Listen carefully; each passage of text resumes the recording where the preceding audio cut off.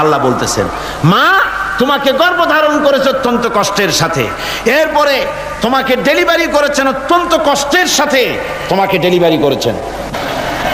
গভীর রাত্রে মানুষ সব ঘুমায় যায়, গর্ভবতী মা ঘুমাতে পারে না, সন্তান পেটের ভিতরে হাঁটু দিয়া গুতা মেরেছে, পা দিয়া লাথি মেরেছে।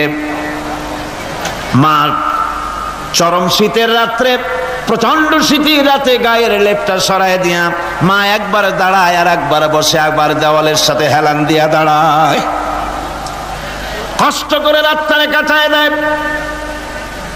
আবার সারাদিন সংসারের জন্য কাজ করেছেন, রান্না বান্না করেছেন, মা সকলকে খাওয়াইয়া মা শেষের দিকে খেতে গেছেন।